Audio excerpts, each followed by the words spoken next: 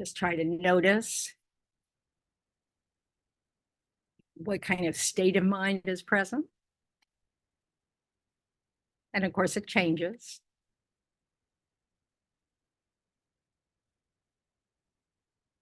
Notice if you're telling stories about the past or the future.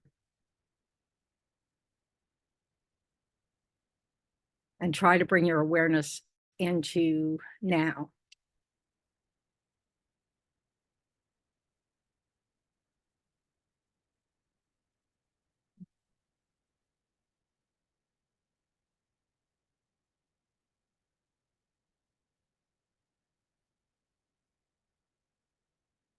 And notice the sensations of the body sitting here.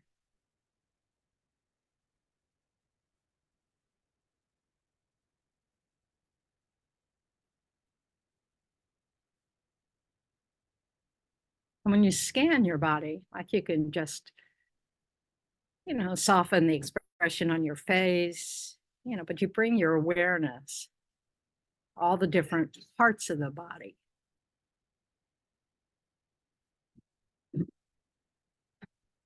And that's a way to start getting this idea that things like body, the word body, is a label, a name given to a collection of parts.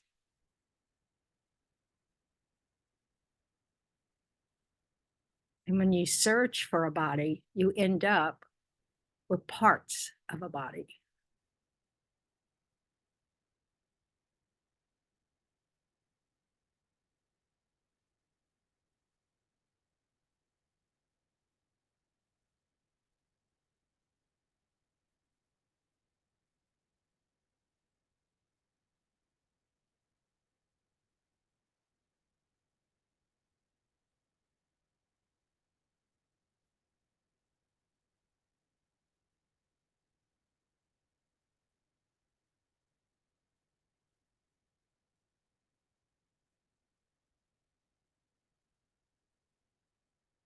And within those parts are many other parts.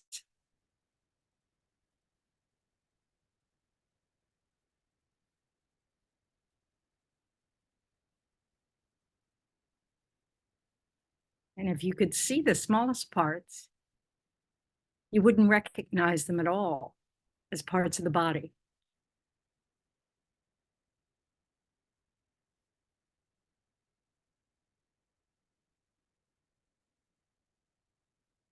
You might even discover they're parts of something else's body.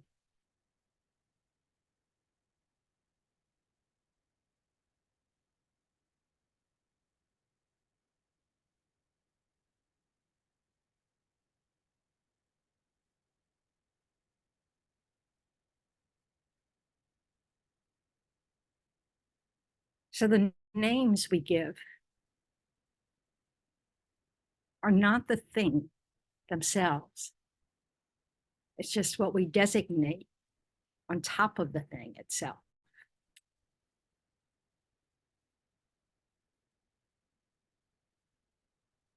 But you can never find the thing because every time you look at the thing, you find parts of the thing. And it just keeps going like that.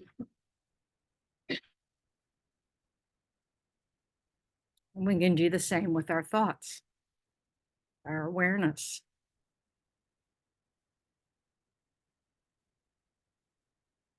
It's just a series of moments of mental events.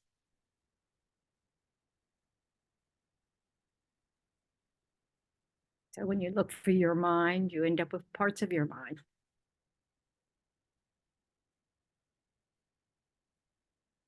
And you can't even catch one. Because it just disintegrating in every moment.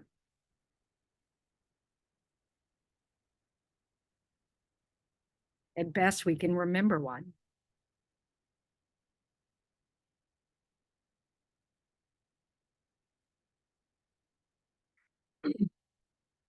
And all these parts of the mind, all these parts of the body, they're all parts of the self.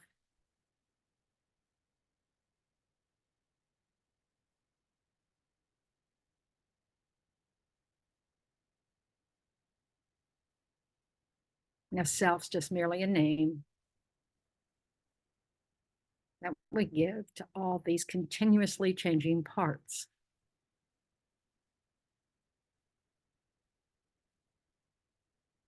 Nothing really to grasp onto.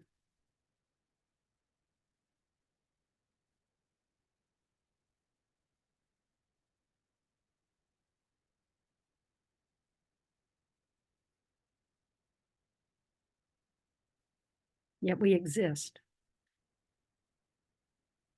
We function.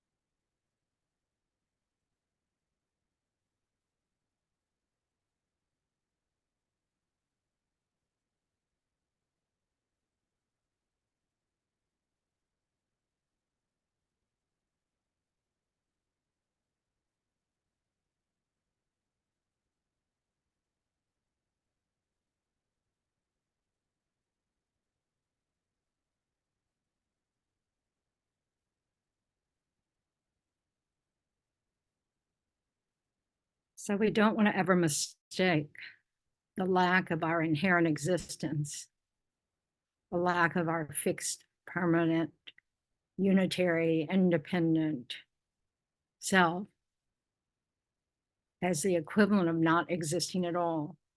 We do exist.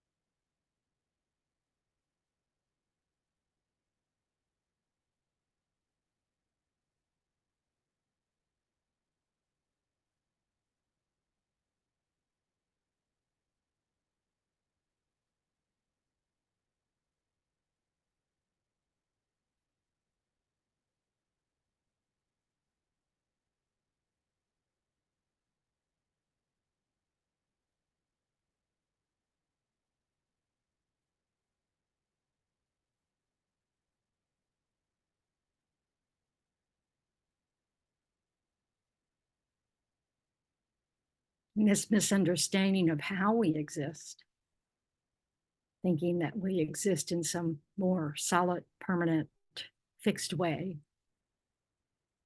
is the root of all of our suffering.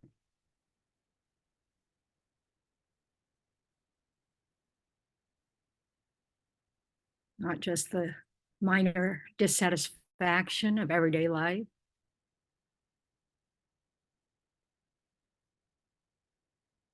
but the big sorrows of loss, fear, pain.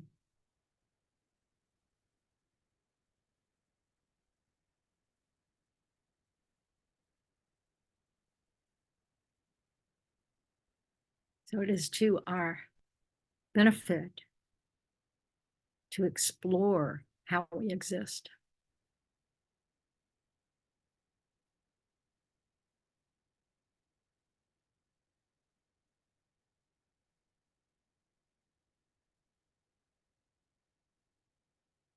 So we can remove our confusion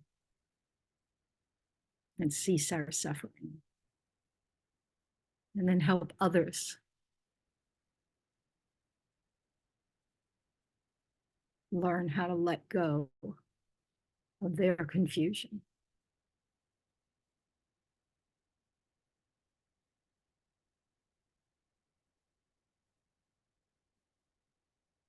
So set a positive intention for our time together this morning.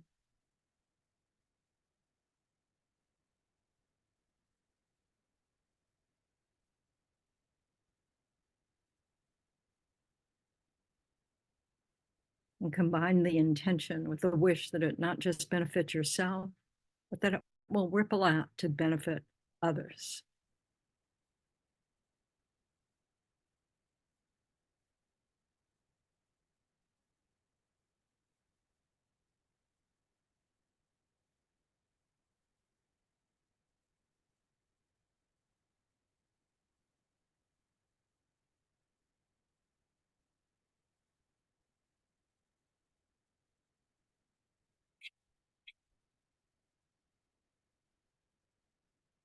So now we're going to recite the four immeasurables.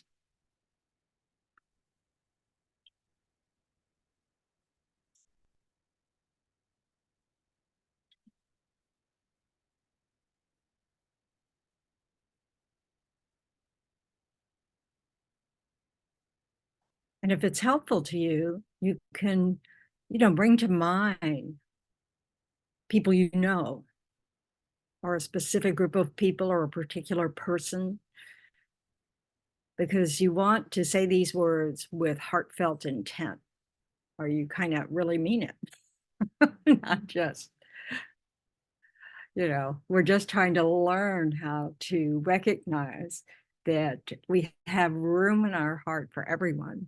It's very spacious. But we have to start with, it helps to start with beings that we know, that we can easily picture, and then just grow it from there.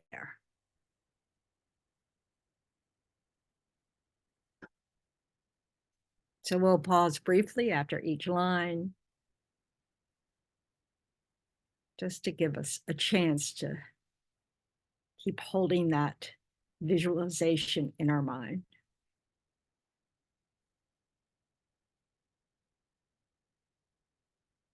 May all sentient beings have happiness and the causes of happiness.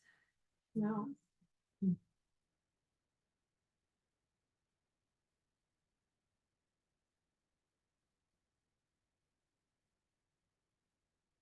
So really try to picture the people you've chosen to be at ease.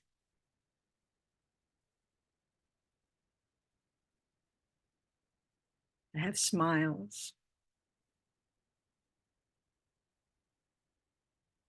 The second line. May all sentient beings be free from suffering and the causes of suffering.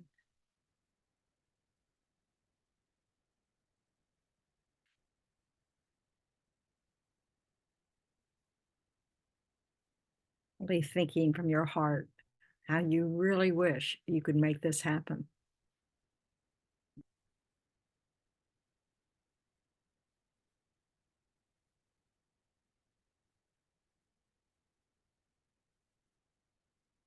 In the third line, may all sentient beings be inseparable from the happiness that is free from suffering.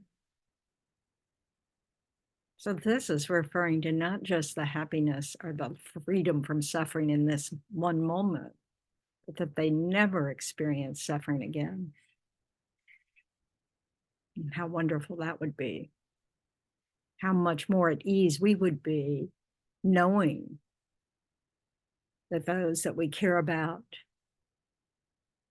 will never suffer again.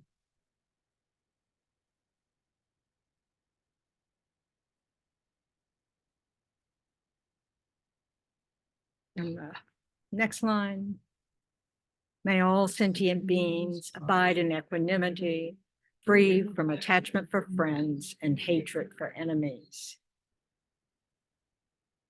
And this is just putting out there the possibility that we can feel this way towards everyone without regard to how they treat us or not treat us, how they treat others.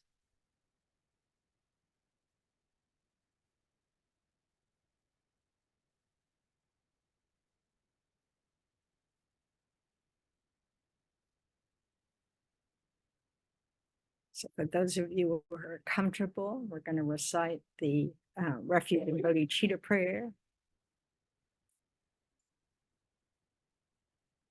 And again, let's pause after the lines just to take a moment to hear the words. I go for refuge until I'm enlightened. So who are we going to refuge for? So you could go to refuge forever you're taking refuge in. But in our tradition, it's to the Buddha, the Dharma, and the Supreme Assembly. So that means the person who has demonstrated the path the teachings of how to do that. That's the Dharma. That's what we want to internalize, the true refuge. And the Supreme Assembly are those who are making great steps towards actually arriving at Buddhahood. I go for refuge until I'm enlightened to the Buddha, the Dharma, and the Supreme Assembly. By the merits I create through listening to the Dharma, may I become a Buddha in order to benefit all sentient beings.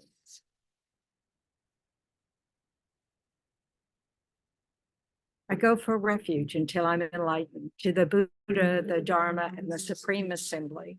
By the merits I create through listening to the Dharma, may I become a Buddha in order to benefit all sentient beings.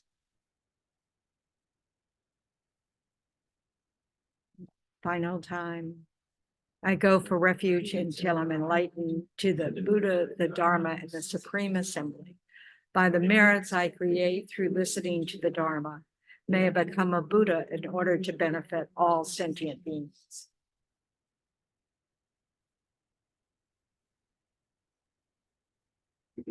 So today's Easter. How cool is that? Okay. To me, I thought we'd talk a little bit about Tonglen, which is the practice of taking and giving, which I think Jesus Christ is our best historical figure of that. So, because what the idea is that we're trying to take on, we're picturing ourselves being willing to take on the suffering of others so that they don't suffer. We're taking it away from sentient beings. And we could start small, which I was thinking of someone in particular, and grow it to where we're really trying to think about taking it on for every single being. And then we're giving them, it's sort of like with the in-breath, we're taking in all their suffering. With the out-breath, we're giving them all our roots of virtue. What does that mean? That means the causes of happiness. So we're actually willing to give that away so that they will experience the happiness. So that's basically my little understanding of what Christ was willing to do. Didn't understand quite how that was going to work. Didn't, this is just, of course, my story I'm making up, because basically my knowledge of Christianity is Jesus Christ Superstar. So, I know all the words to all the songs in that, but it's, but so this idea, though, of just saying, okay, I will die for the sins of others, that's an incredible action. Mm-hmm. It's just like what is it? It shows so many different elements of practice. Like, what do you need to do that if someone's telling you to do that?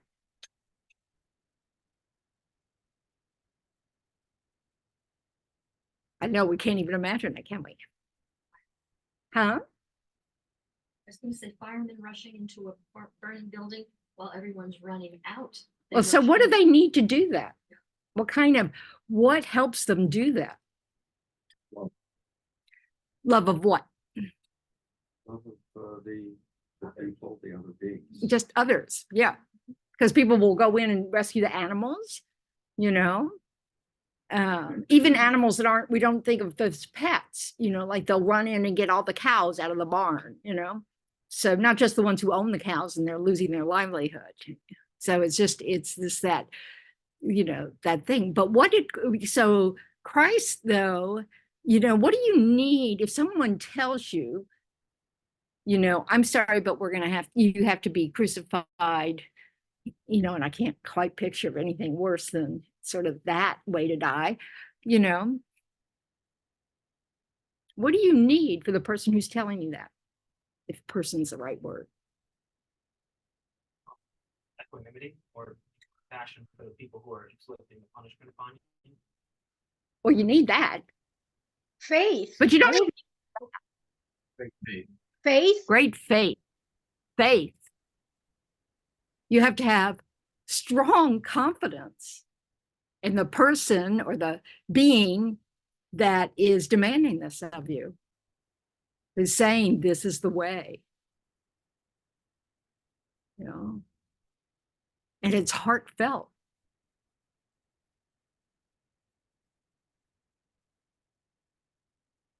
So that's why we have to build our reasoning, our logic. We need to have confidence in the teachings. To say, if I train my mind this way, that will help me suffer less. Because it takes a really strong mind to say, I'm not going to worry about myself at all. I'm going to just worry about others and have the confidence of knowing that it's going to do some good. Not for yourself, but for others. So the firemen have confidence that their job's important and that lives are at risk, and they may actually be able to protect those lives. They don't go in hoping they'll die doing it, but they're willing to risk that because they've been trained in the skills and da-da-da-da-da.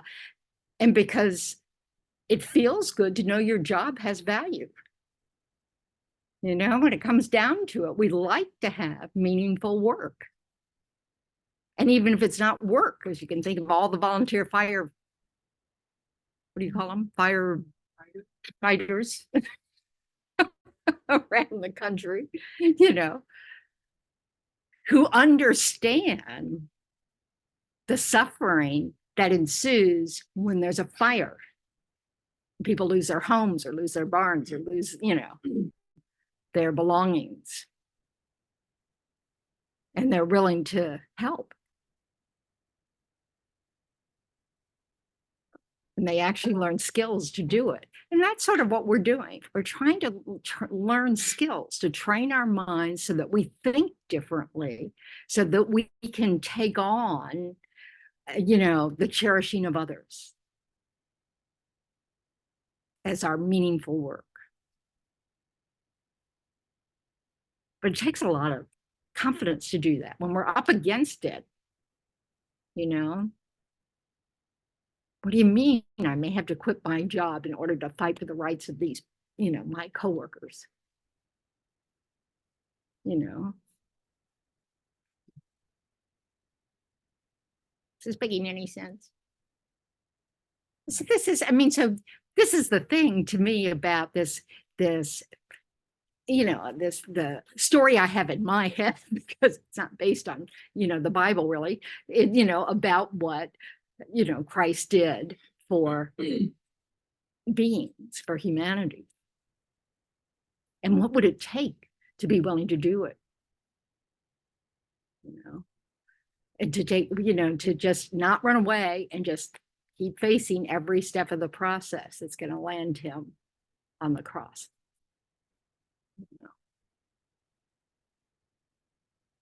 And, they don't make it sound like it was easy. Like, like he's got it, and you're just like, no worries, don't worry. Piece of cake, I'm not going to really actually suffer, it's not like that.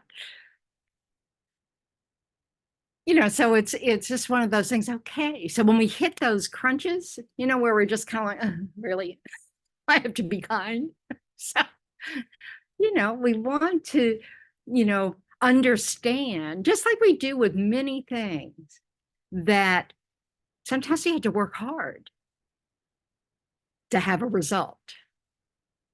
We have to practice skills that are kind of tedious, or that we're not very good at initially. We have to just keep trying. Yeah.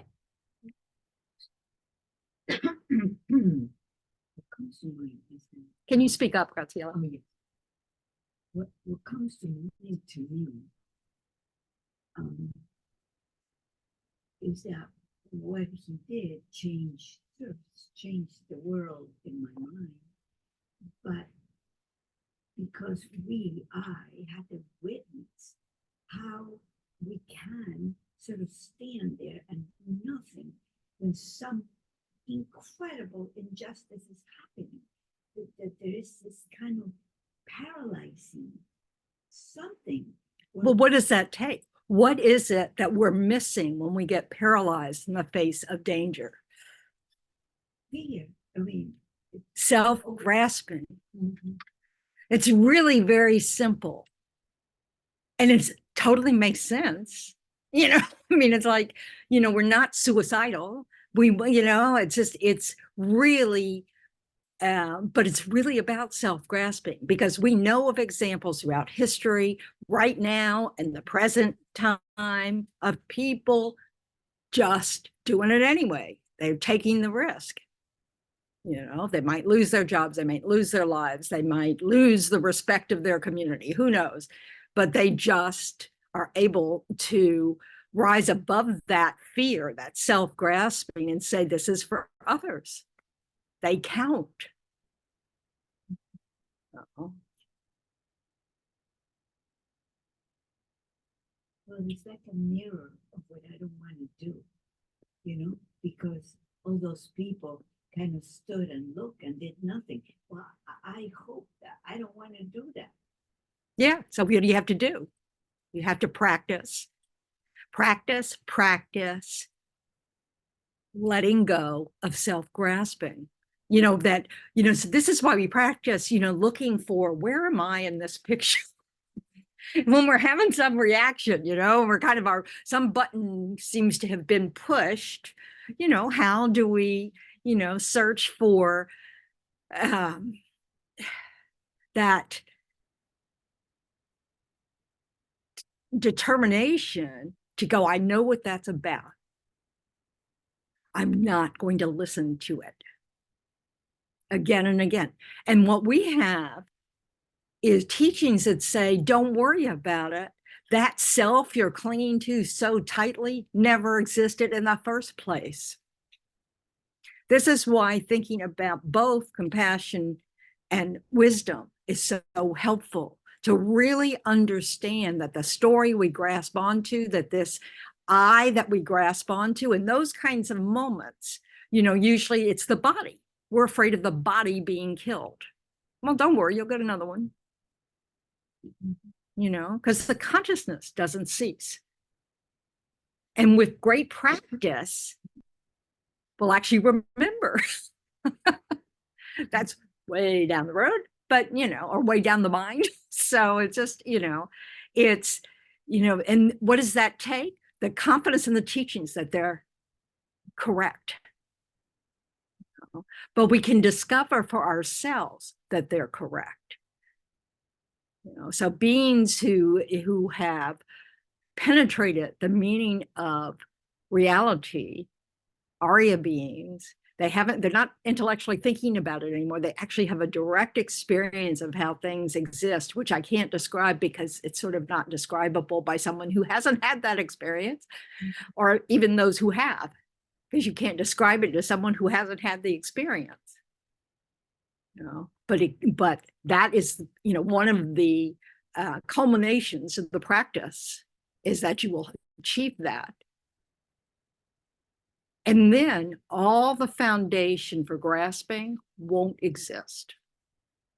You'll have cleared up the confusion. So then it becomes easy peasy. But we had to wait for that point. And we had to wait because we had to practice to get there, because it's a mental training. And of course, heart mind is the same word. So it's, you know, so it's all the same stuff. You know, it's all mind. Heartfelt is still talking about the mind. It's not talking about that organ. No.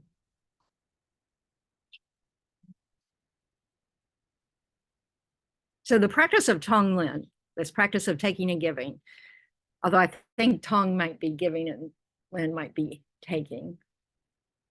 It's always been backwards, I think, in my head. So is this idea of really, you know, being able to just sit with the idea, okay, you know, you see some suffering thing, you know, whether it's on the news or you know someone you know that's having an issue or a problem, or yourself. You know, the practices all say start with yourself. But sometimes it's easier to just, when you're first contemplating it, is that you just pick something that you know that's happening to someone. And then you try to imagine that you're able to, you know, gather all that suffering energy, all the stuff that's going on for that person into like a deep, dark cloud that comes, you know, that they breathe out, you know, and then you can take it all away. And there's no suffering there. And then it comes to rest right here, gets denser and denser and denser and denser, and then you breathe it in. And you imagine it goes straight to your heart and just explodes all your self-centeredness, your self-grasping, all at one laser light explosion. And that just disappears it all. And then you imagine that you breathe out, you know, this wonderful, clear light, sparkling, radiating light. It's all your good qualities that are left, all the causes for happiness. You breathe that out, and it goes into their stream of breath, and they breathe it in. And you just keep practicing that back and, you know, this back and forth, giving and taking. So how do you do that for yourself? You picture yourself, you know, in a future moment, you know. And we all know we have moments of no suffering, or at least, you know, brief little moments of that. The way we feel when we help someone else, you know, and we, you know, give that to ourselves. But it's the shattering of our self-grasping. That's the training we want to have, is this idea that the reason we suffer and others suffer is that self-grasping. It's not more complicated than that. It's just very hard to realize that, to actually have an experience that, you know, all the suffering that we experience, that we create, is coming from that place of thinking, oh, what about me?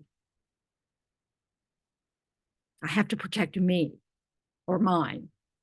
You can protect, you know, all your loved ones as well, you know, and that actually isn't necessary because we don't exist that way.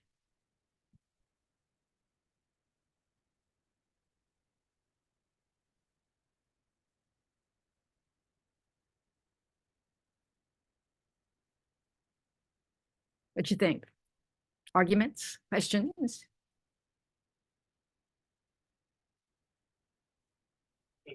Yes. Whenever I'm doing that analysis of, you know, reflecting on the emptiness, I get to that point where it's like, okay, well, if we instinctively existed, you know, this would have to be true until. But then sometimes I stop at that point. I said, well, how do I know that I feel this way, that I instinctively inherently exist?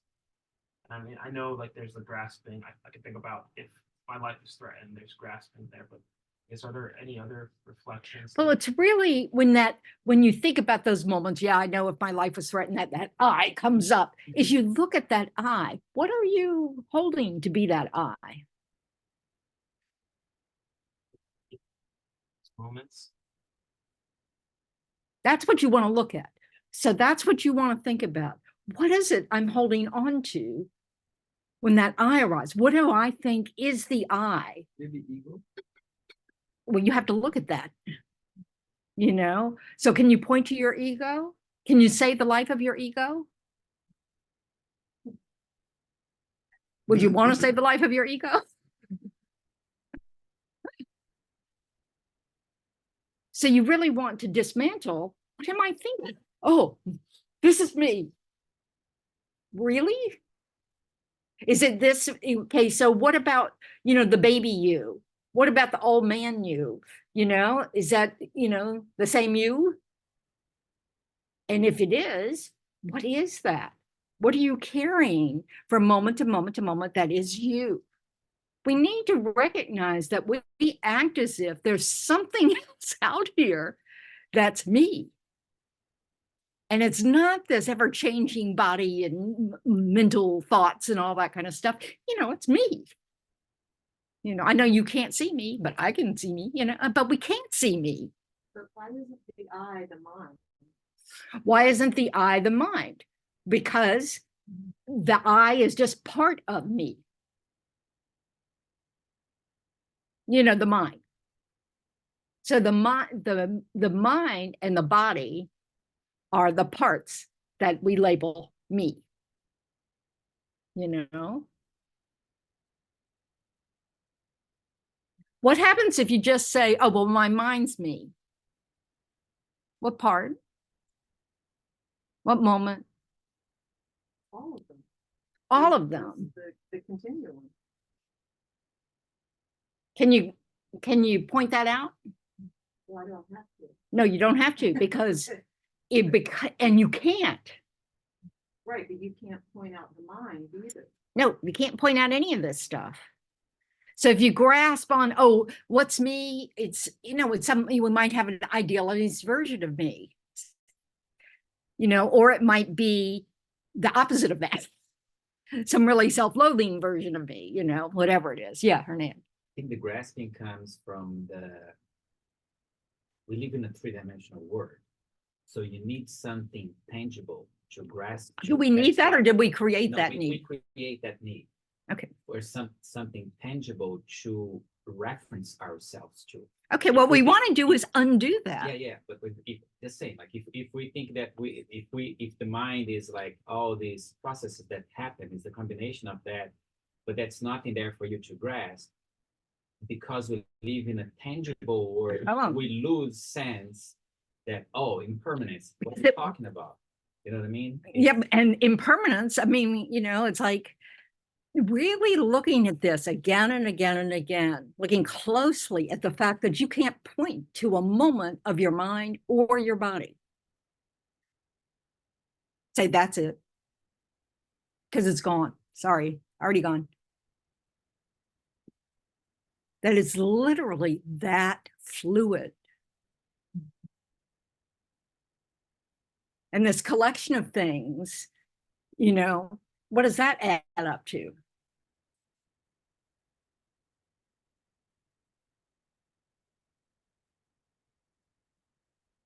Is there anything that you've abandoned, any habits you've abandoned in this life? Well, so do you have to include that in who you are? Or can you just say, oh, that's my history? See, the trouble is we really try to make it concrete somehow. Like it's that tangible thing that we could, you know, touch. And we know who it is. Oh, yeah, this feeling like, but I know me, you know?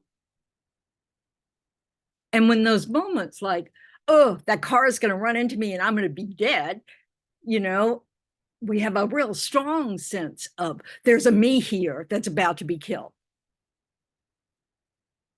That's why it was so interesting to read that Lama Zopa Rinpoche, when he was a child, he fell into the river by his home, you know, and was in the water thinking, the person known as whatever his name was at the time, what was his name? Do you remember? Anyway, is about to drown or about to die. He didn't think, I'm about to die. The body's about to die. And that's true, the body dies. So that, where does that leave you? Nobody, well, temporarily. You have a subtle wind that carries your mind to the next life. So no worries.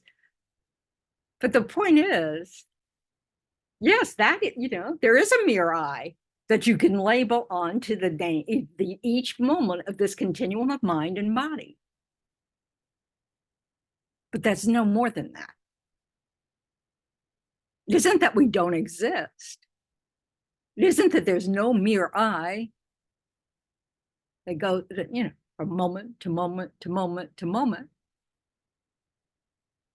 But we think it holds something tangible or meaningful about me. How does that carry if there's this idea that we have life after life after life? What happens then? Yeah. But it's a different self, right, in every lifetime, Well, it's just a mere self. but the imprints are. No, the imprint, yeah, so it's not a different self if you want to use self as the label on that continuum, but it is a different story. It's a different story, right, but if you have those imprints in your sense of I and who you are from other lifetimes, you know, that's a tall order. Right, too. You know.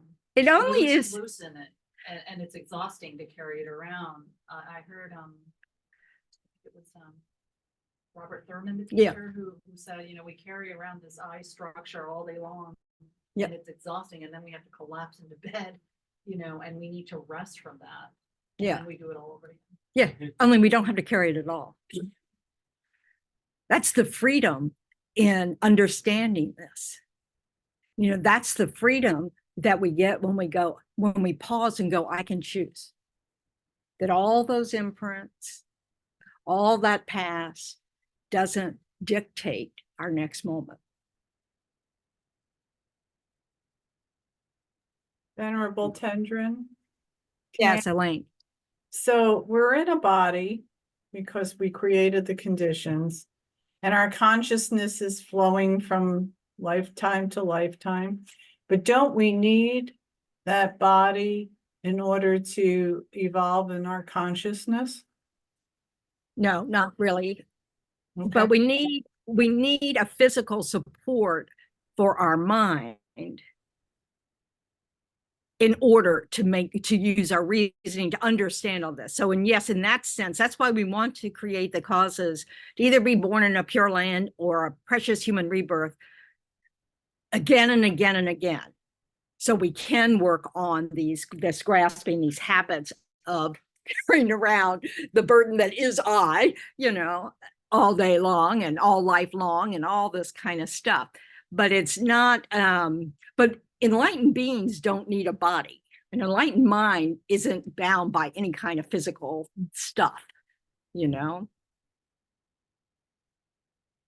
So this is a side effect, you could say, of our ignorance.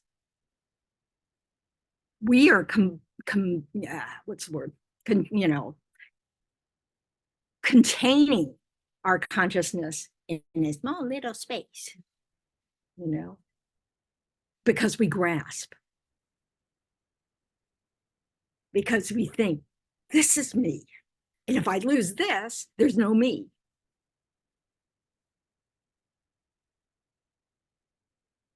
And when you actually try to find this, all you find is a bunch of parts changing.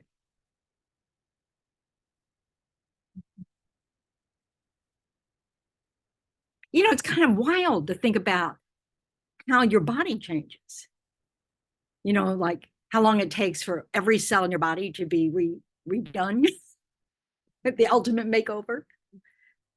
You know, the hair on your head, you don't have much at the moment. You know, 7 years or something before it falls out. I don't know, but I'm making that up. I really don't. But this, you know, we take sort of like seeing is believing. And since our eyes cannot see the micro changes that are constantly happening, we think, I'm sorry, it's pretty permanent. Yeah, I age and doesn't that suck? But, you know, it takes a long, long time. And it doesn't change me. Well, let's hope it changes you. You know, like what Elaine's saying, we've evolved some way because of just time, but that isn't true. We have to look at our habits of mind. and which direct our habits of speech, which direct, in which, and our habits of body. So, on that, thinking about other instances where this strong feeling arises, sometimes I'll reflect on like reputation. I was criticized for something, and it like that feels like, okay, now I really can't find this I, because who has that reputation? My awareness, my Right. body. And then I start thinking, well, I guess maybe this concept of I is also based on thoughts that others have of you too. Like sort of like it's more nuanced. It's very your different story. point to- It's your story that of other people's potential Yeah, perception. which is your story. Yeah. We make all of that up. Somebody might give us the leader to the story. Hey, you're a jerk. And we run with it. Or hey, are you incompetent or what? This is what you hand in as a report. And we run with that. But it's our story we're making up. It's our mind that's creating this story. And guess what we do with it? We might reject it, or we might grasp it and not have confidence the next time we have to do that task. We don't have the confidence that we can correct whatever mistake it is. And, we just, we'll just redo it again. That, oh yeah, they're right. I'm really not smart enough to do this, whatever it is. Or we just kind of go, I don't want anybody to think of me in those terms. There's that me again.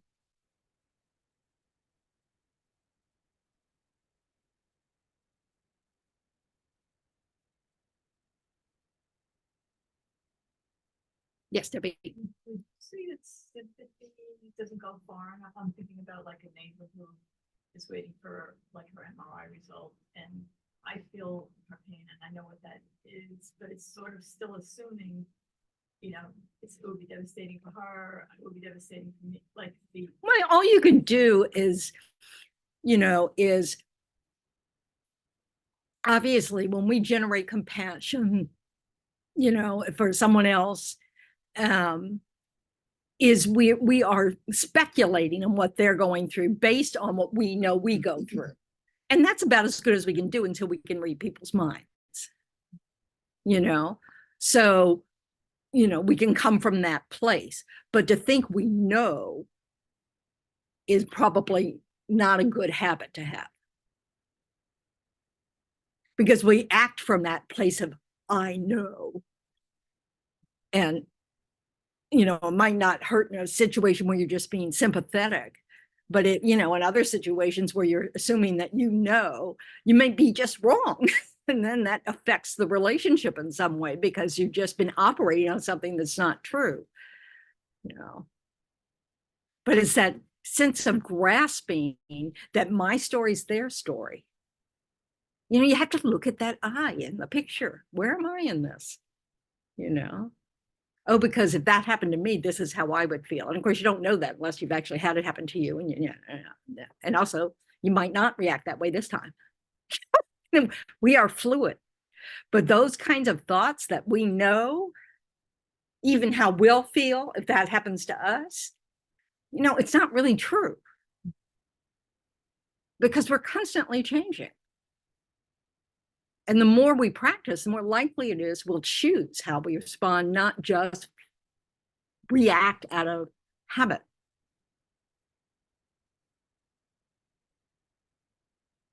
But it's okay to have compassion just based on, I know what suffering feels like, I know what waiting to find out feels like, that kind of thing,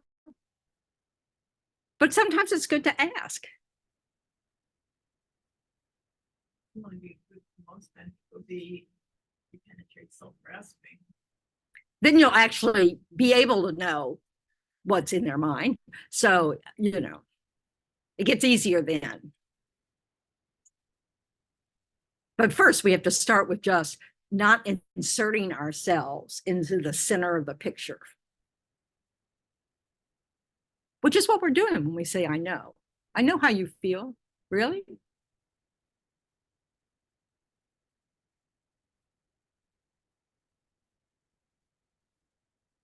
That's what you think. But those are our clues of that we grasp at an eye that's fixed. That thinks that every moment of whatever, every moment of anger, every moment of grief, every moment of sorrow, every moment of greed, is the same for everybody. You know, but we have different conditions, causes and conditions that make these types of states of mind arise in us. We have different habits. And the important thing is to look at ourselves and see, you know, is this a smart habit to have? You know. Yeah. Well, does it make sense to say, well, people have their own stories and I don't have to buy into their story? I mean, their stories can be. What difference does it make what their story is? I'm really asking. You know, what is it you're thinking where it matters? Do you have to believe everything somebody tells you? No, you know.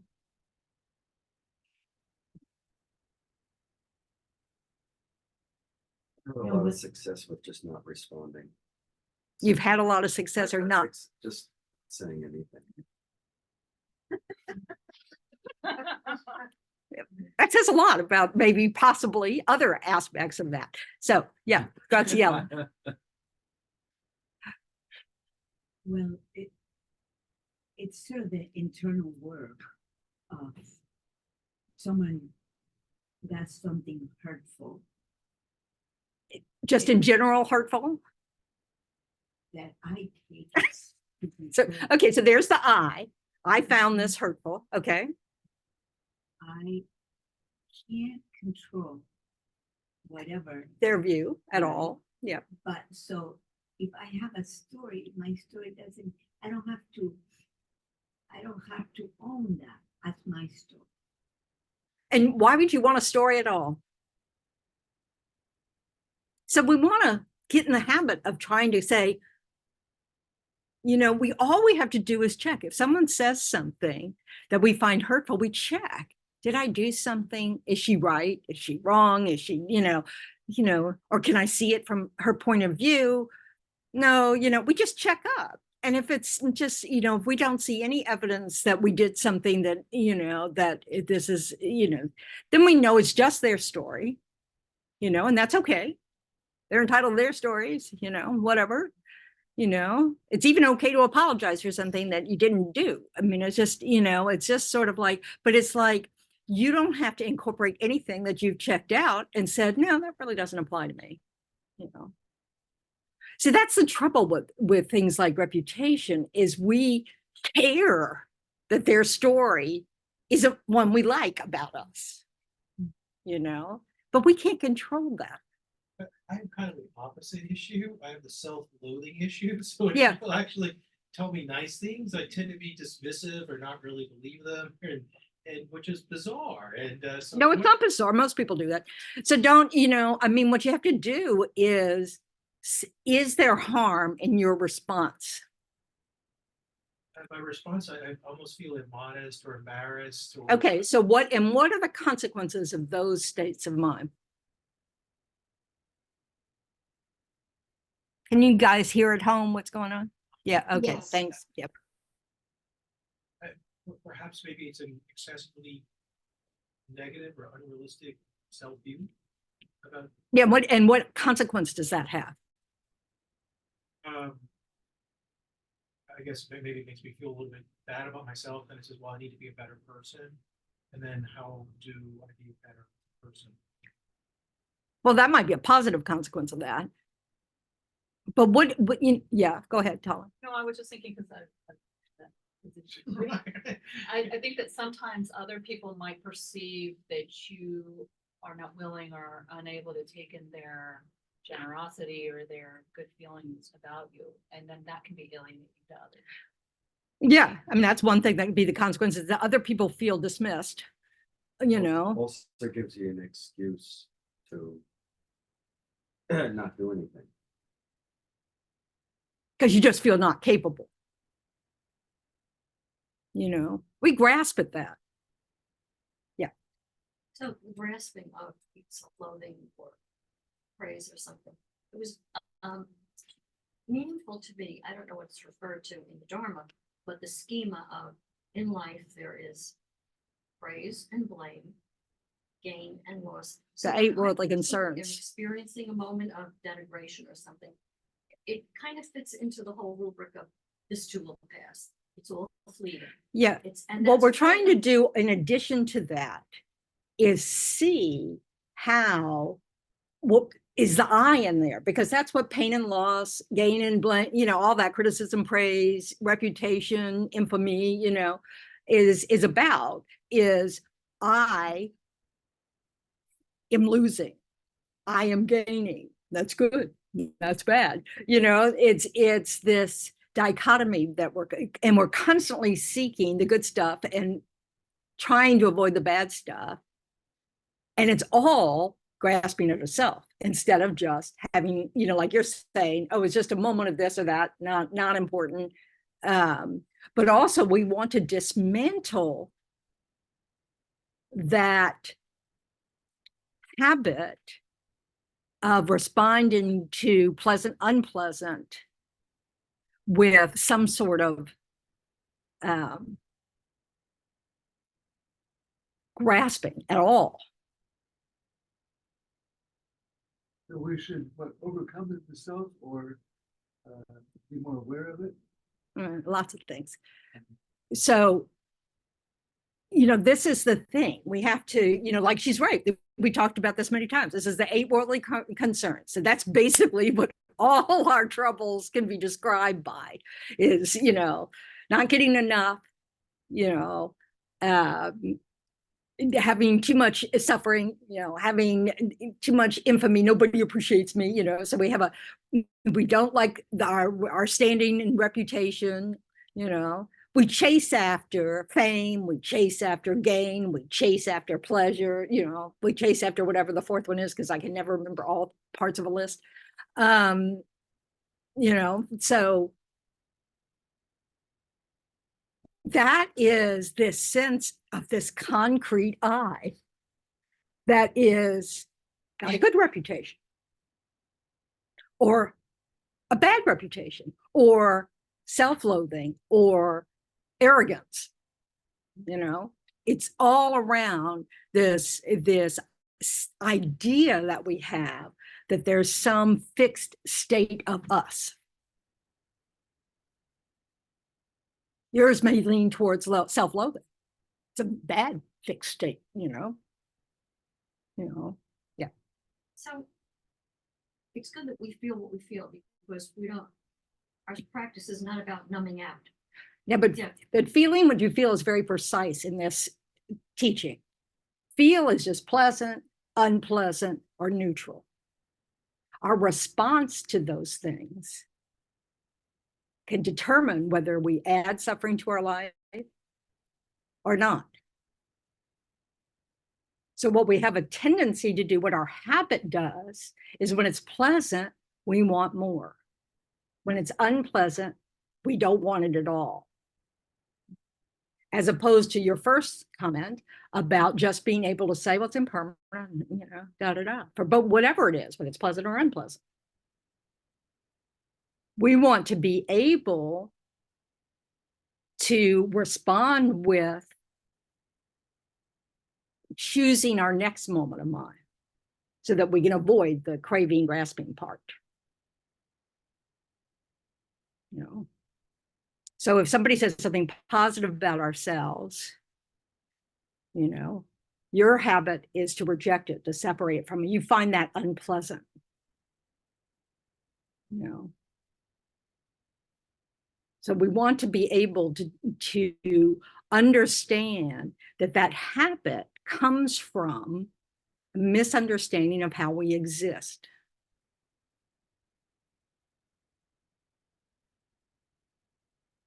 The fact that we worry about these 8 worldly concerns at all, it's all about the I. and it's not just about a fluid I, it's about this sense that we are this one thing. And so we either like the name someone's given to it, or we don't like the name someone's given to it. Or we like the gain we've gotten from it, or we don't like the gain we've gotten from it. You see that somebody changed his name to literally anybody else? I did see that. So this is the thing. We are trying to reflect on these things. This is not what you do in the moment. This is what you do when you're thinking about those moments. Okay? Because in the moment, your best response is to just, it's, if we have that negative reaction, is to just, this is impermanent. So that we don't act on that feeling. But then, we want to be able to look at, to see how these connect, these pieces connect, that our misunderstanding of how we exist, we insert ourselves to be the center of the universe at all moments, because we are the center of our own universe. Our eyes tell us that, we've got all sorts of things that reinforce that idea. So we want to spot the I there. I don't like this. I do like this. See how, when we're thinking about it, like got criticized or something, you're thinking about it later, okay, what is the fact that I feel criticized, or that what other state of mind comes, so it's unpleasant. And then there's, you come up with another thought. What story do you tell yourself from that criticism, or that moment of criticism, that hook that you just been hooked, How does that story benefit or not benefit you? Is it a habit that is going to lead you to more suffering, or is it a habit that's going to lead you out of suffering? Is it reinforcing your sense of I'm a bad person?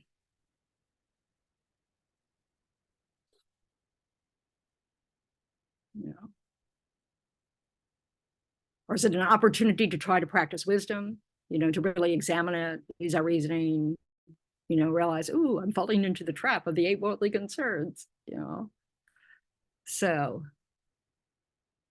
it's a real process of thinking about this, recognizing, of course, we can't do this every moment of the day, but you're busy. But the more we practice it by thinking, reflecting on it later, the more in that moment, you'll either store it up for something to look at later because you've seen your I arise, so you have an opportunity. Oh, this is one of those moments. I've clearly seen my self-grasping I, so I can look at that later to dismantle that. Only reason we do that is that, is to say, okay, the Buddha said this I doesn't exist at all. I need to investigate that.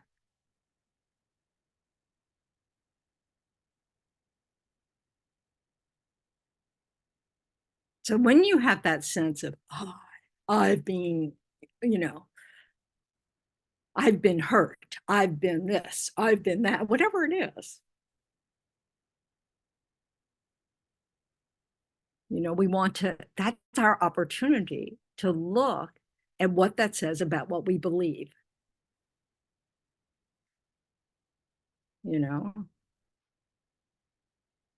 so that we can put it in perspective, so we can stand back and see it with a better or more accurate perspective. If you go to self-loathing, then you can go, is that true? Am I always like this?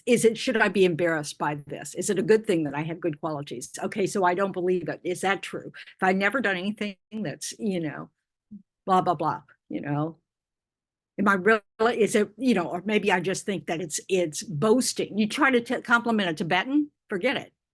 Oh no, they see it as an exhaustion of their merit. They don't want you to compliment them at all, So you know, and that can be, that's a practice. Hoarding merit? No, not hoarding. Well, they don't want to waste it on something like the 8 worldly concerns. You know,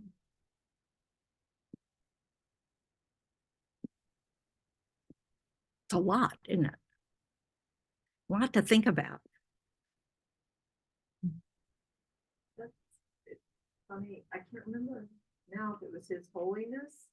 I think it was His Holiness that said that when he started teaching Westerners, he had to stop saying like the lot, you know, the realized being say, oh, well, you know, I really don't have any realizations. I really don't know anything, you know, because stupid Westerners were like, well, then why am I listening to this guy? You know, if he doesn't. So it's interesting that cultural. Yes, it's a real cultural difference. Yeah, there's the people where it's like, if he can't do it, I got no chance. Yeah, it's very discouraging, isn't it? When all the teachers are going, oh, no, you know, blah, blah, blah, you know, so yeah, I mean, it's true, but it's just, but it is that cultural difference, you know, and all their like biographies of people have all this very flowery language about whoever they're talking about, like the 13th Dalai Lama, like they were some, you know, everything they did was perfect and turned to flower petals and just, you know, blah, blah, blah. And that's also just their culture. That's what they do, you know, so it's not, you know, so we don't know, you know, without their minds, it's hard for us to even understand what they mean by that. Because we have a different culture. We really have no reference point. You know. Tibetan would not write a glorious autobiography about himself. Oh no. Like Geshe Rapton's, you know, autobiography, you know, it's up there somewhere. It's wonderful, you know. But it's, you know, yes. So speaking about the Tibetan culture, I remember one of the things I read about that the Dalai Lama has a hard time with was when he interacts with people and they talk about how their self-esteem. Yeah. And he said that that's non-issue thing for Tibetans. Well, at least in the monasteries, you know, and the nunneries perhaps, but it's, yeah, they don't really get this self-loathing. You have Buddha nature. How can you be self-loathing if you have Buddha potential? Because that's a contradiction of the teachings. So when you've been immersed in that kind of cultural, like unopposed to some people's cultures in this society, it's like you are flawed from birth, you are guilty, da da da da da. It's a whole different view. It's this, you've got Buddha potential, and everybody is precious because of that. And not just humans. Everything with the mind has Buddha potential, just not that life. Not everything with the mind has the physical support for it to do anything with it in that life. But, you know, when they're born human in a different life, they have better conditions to keep working on their mind, like Elaine was saying. So it's this, you know, we want to understand that our self-loathing might keep us stuck, like Jack was saying about how it might give us permission not to try to change, because after all, we're just like that. And then we might think, well, that comes from my idea that, you know, I'm inherently flawed, you know, because of the way I was taught when I grew up. Or we might think it's just boasting. To say yes to a comment, it's boasting, and I don't want to boast, and that's fine. You know, as long as you put it into that place, not that you don't have good qualities, not that you don't have flaws, but that, you know, you want to be, you know, have equanimity about yourself, as opposed to going to self-loathing. You're going to self-loathing. That is not equanimity. That's rejecting the positive stuff.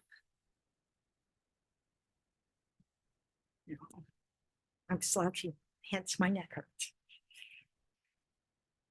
I'm really surprised when they tell you, you know, like at physical therapy and stuff, you know, you know, like,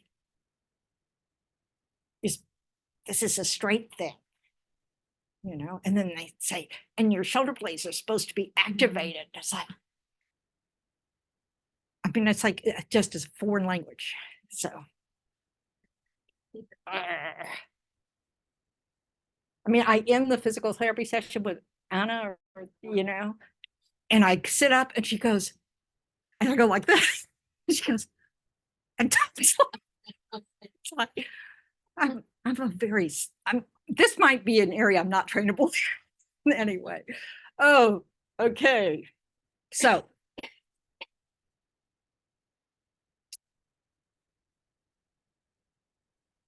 it really is this process of self-awareness, noticing what's going on. Oh, I'm disregarding that, you know, and then maybe in the next thought, we have a touch of self-loathing. And then we want to think about that later. What good is that doing you?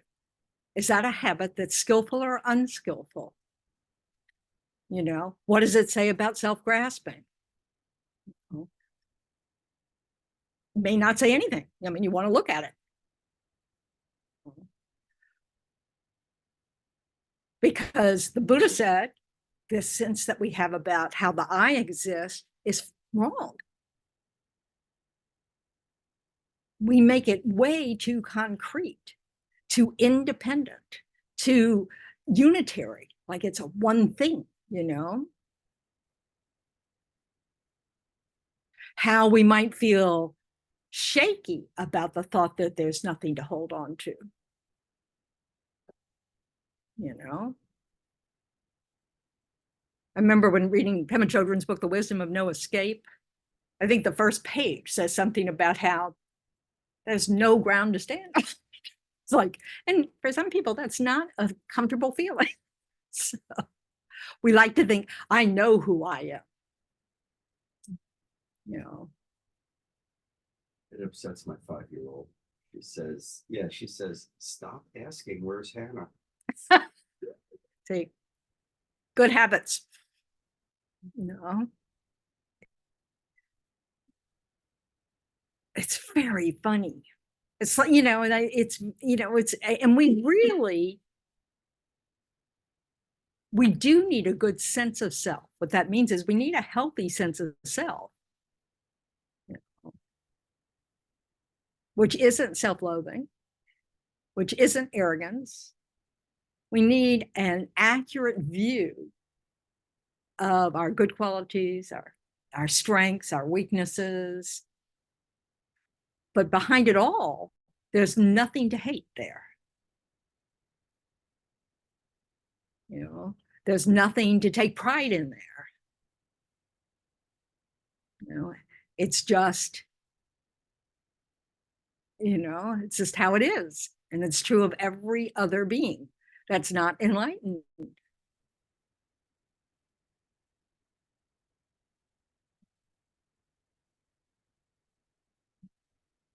So anything that damages that healthy sense of self is a problem.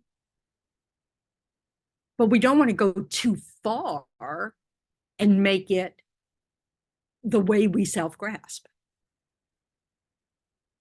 You know, where we don't listen to any criticism because we can't afford to. You know. So that we can look at praise and criticism with the same curious mind. Is that true? And if it's true, then you keep doing that. You know, if it's not true, I'll try to work on that. Or the opposite. I think I got that reversed. My mouth. I had it right in my head. Doesn't that count? Still kind of works. I'm sure. You go far enough, you've ended up on the other side. You know, but yeah, we just investigate, because there's no reason to feel harmed because you're criticized. They're just words. You know, well, we want to, and it's no harm if they're true words. It's just we want to look and go, this is an opportunity to improve. You know, or we look at it and we go, I don't think that's accurate, and we just let it go. You don't have to argue with someone. It's just, you know, you've come to a different conclusion. That's fine. If it's praise, you know, or good job or whatever, you know, we can look at it and go, You might even ask, what was it that, what compelled you to say that or something, just if you're, because it might mean you might learn something about your boss, what they're looking for, so you can do it again. If you have no clue, you won't be able to repeat it.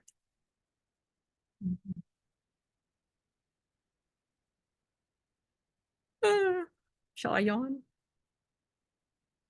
What is the term for somebody thinks too extremely too highly of themselves, love themselves and so on? That's the opposite of self-loathing. Yeah, that's arrogance. Yes. And of course we know it's not true. You should see, they have I think it's 7 different definitions of pride. They have puffed up pride. I mean, it's all these words. It's really hilarious, but it's about the different ways in which we have pride. We have pride that looks down on others. We have pride that thinks we're better than those who are better than us. Oh, we have the pride that thinks, we're, it's just all these different levels. I can't remember them all now, but it's pretty hilarious. And the Buddha said, reputation's the last thing we're willing to let go of, to grasp at, So it's important to see what we believe about reputation. And of course, like Sangha, I remember being so surprised in one of the books that we studied, it says, probably Labram Chimmo, that it is important for Sangha to protect their reputation because you are a billboard for the faith. So, if somebody's spreading untruths about you, you may need to correct that so other people don't lose faith in the teachings, So it's not that it's meaningless reputation, but you want to know why, you don't want to do it because I don't like being thought of that way.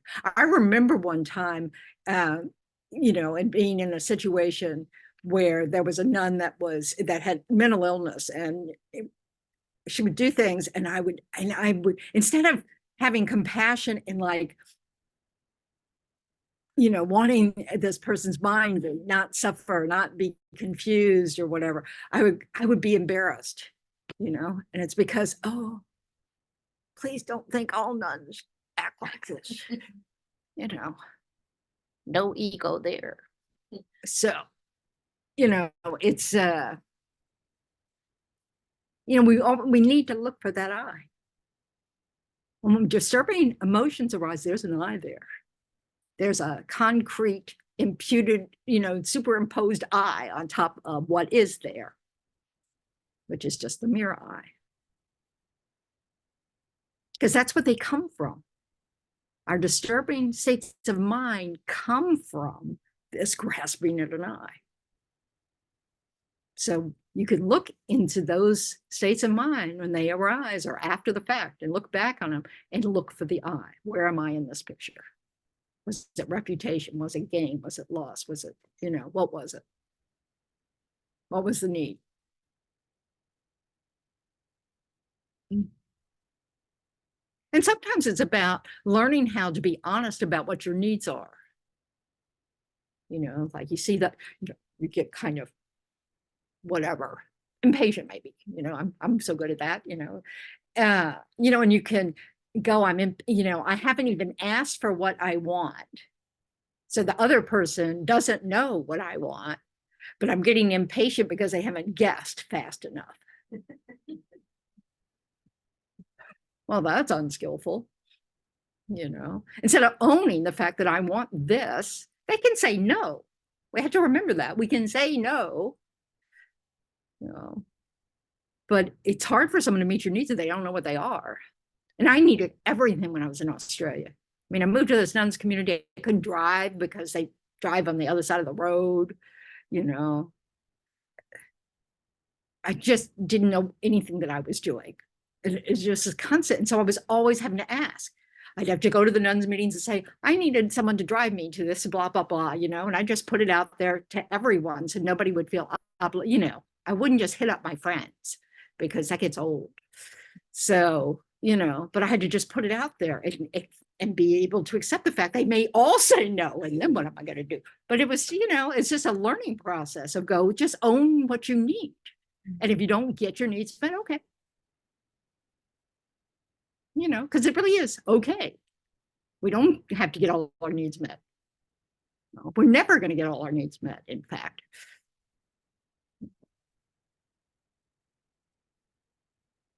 But you know, you make do.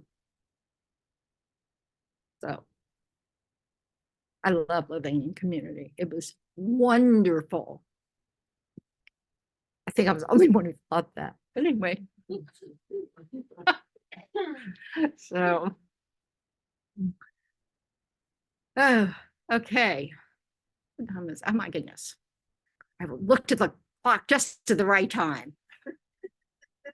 That's so unusual.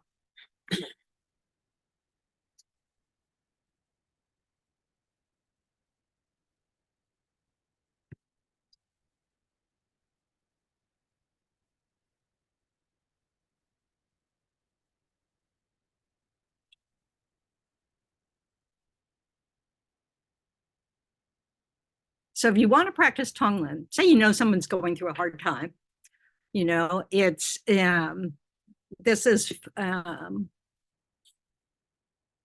the Lama Yeshe Wisdom Archive site.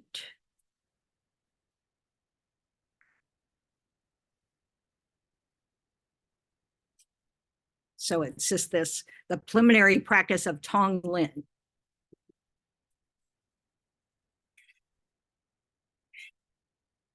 Yes, so Tong is giving.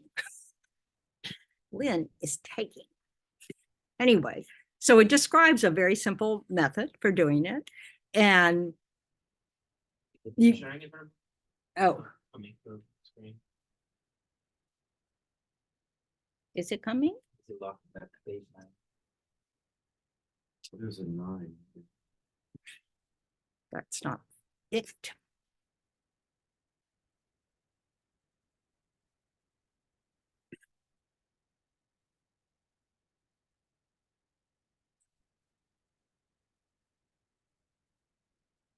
There we go.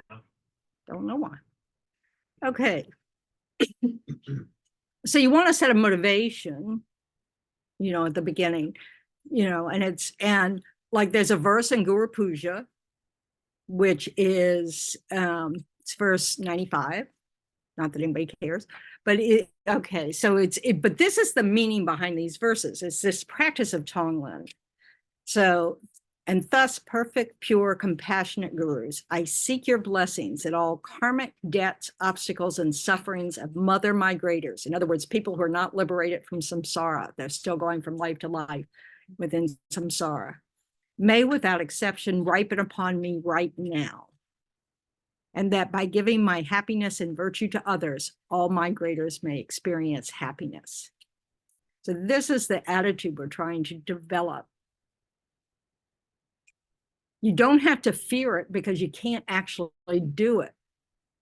Because the teachings on karma say you can't experience anything that you didn't create the cause for.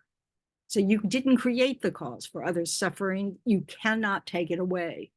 So this is a mind training about developing the mind that's always thinking in this way. How can I help? How can I take their suffering away? Yep. So today's teaching was about majorly about I, right? So do we post anywhere? What would be the teaching for the next Sunday? So we can a little bit read into it or prepare mentally. No, because I just wing it. That's not true. I don't really decide till I walk into the room what I'm going to focus on, because I mean, you know, because I judge, I just don't.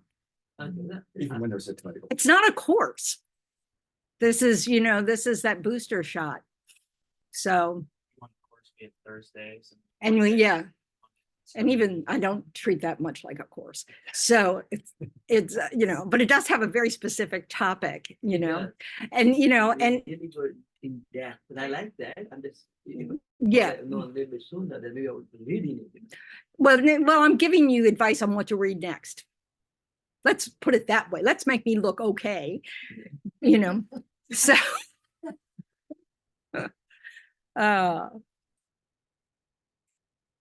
Dharma teachings are esoteric. What comes is what's needed. Well, that's the hope. Well, I mean, Lama Zopa Rinpoche could nail it. He would just stop in the middle of a teaching, start telling some other random story, and you think, what's this about? But it was about someone in that room, and he would always return to wherever it was he'd stopped at, on subject. But, this is what happens when people can read your minds. They can just nail it, and so it's and it didn't matter what it was. Rinpoche talked about bodhicitta and emptiness and the fact you're going to die. So get with it soon. This will happen to you.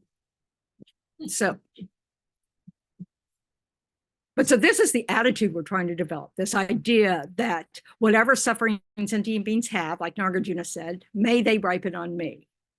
Whatever happiness I have, may it ripen on sentient beings. So this is a mind training. So one of the things we're training our mind to do is not care if we're suffering. And we're quite happily take on other people's suffering because that's not what we're cherishing. We're cherishing others instead of ourselves. So in every moment, we're not thinking, oh, I'm too tired to deal with this. We're not thinking, oh, I don't have time for this. Lama Zopa Rinpoche, literally, his attendant of 40, 50 years, I don't know how long Roger was with him, over 50 years, never heard him ask for anything for himself. Not a glass of water, nothing, never. Everything was directed towards helping someone else. I can't even imagine that, but this is how you practice. This is how you do that, is that you're just not, you want to drop that self-concern. We have to have self-care. So when the doctor told him he need more exercise, he would walk around a van that was full of holy relics. So his exercise would have merit.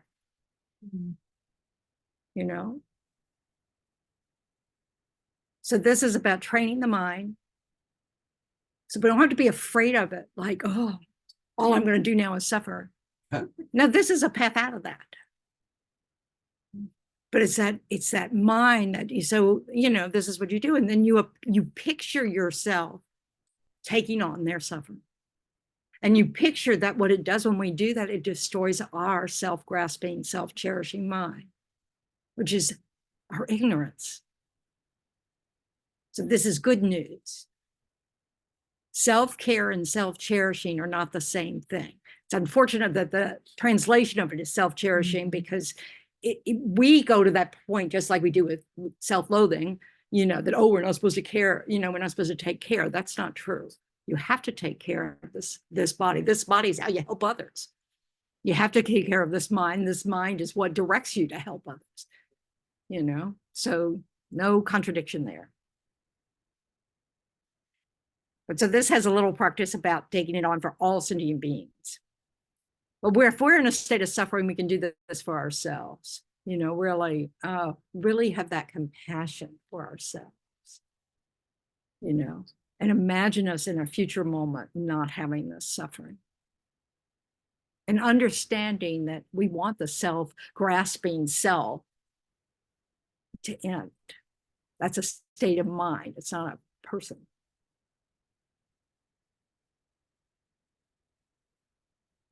Okay, now we don't have time. Okay. We'll do this practice next week. You'll have to hold me to it because I'll forget. Okay, so rejoice. We do have some pretty good discussions in here, this is cool. Oh, stop share.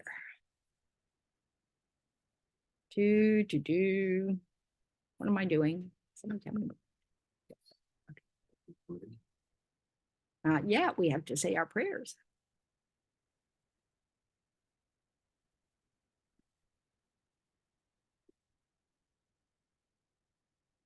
Get out of my way.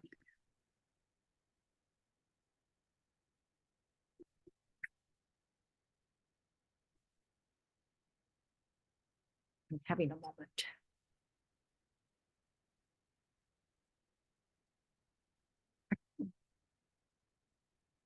I have this thing that's across my screen that makes it impossible for me to see the controls on my screen. Yeah. Oh, I can move it down. Okay. So now we want to give away our roots of virtue so that others will benefit. Is it up there? So rejoice for a moment about your efforts. Effort is enough. You don't have to rejoice over successes. You know, just, oh, I'm giving it a try. I'm thinking about it. I'm investigating the teachings. So, and the fact that we show up to spend our time this way, it could be at the beach. Good grief, what were we thinking? So, may all beings everywhere, plagued by sufferings of body and mind, obtain an ocean of happiness and joy by virtue of our merits. May no living creature suffer, commit evil, or ever fall ill. May no one be afraid or belittled with a mind weighed down by depression. May the blind see forms and the deaf hear sounds. May those whose bodies are worn with toil be restored and finding repose. May the naked find clothing, the hungry find food. May the thirsty find water and delicious drinks. May the poor find wealth, those weak with sorrow find joy. May the forlorn find hope, constant happiness, and prosperity. May there be timely rains and bountiful harvests. May all medicines be effective and wholesome prayers bear fruit. May all who are sick and ill quickly be freed from their ailments. Whatever diseases there are in the world, may they never occur again. May the frightened cease to be afraid and those bound be freed. May the powerless find power and may people think of benefiting each other. For as long as space remains, for as long as sentient beings remain, until then, may I too remain to dispel the miseries of the world.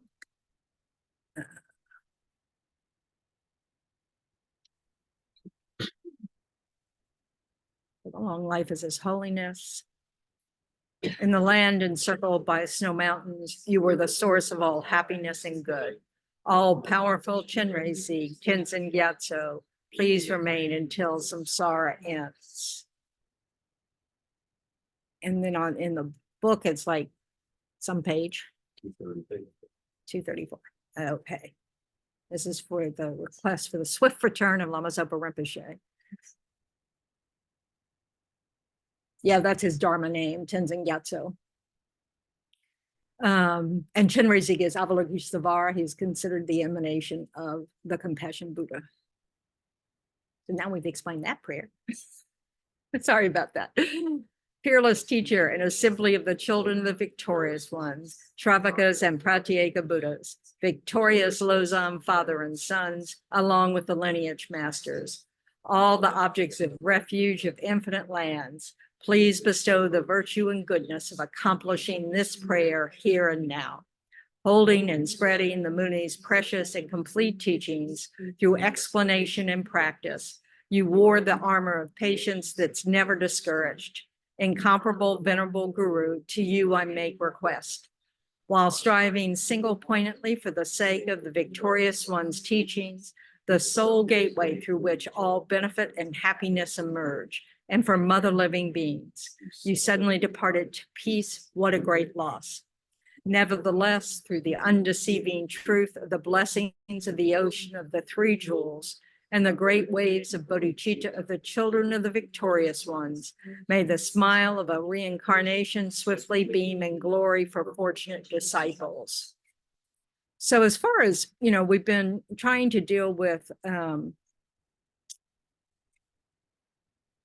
emptiness and compassion, all that kind of stuff. You can go on to lamayeshi.com, and just search for emptiness teachings, and you will find a whole bunch. Tonglen, you will find a whole bunch. So, but also like the book Emptiness by Geshe Tashi Sering, that series of books of Foundation of Buddhist Thought. That's a good book. I'm reading volume 3 of the series of books by His Holiness and Thubten children. And I'm reading Samsara Nirvana right now. And it's just excellent because it goes through all these different paths and describes, and, it's just really good. And it goes, gives you a better picture, sort of. Anyway, I think it's great. So that's all I can say. Okay, so that's it. Thank y'all. Thank you. Thank y'all for hanging in there.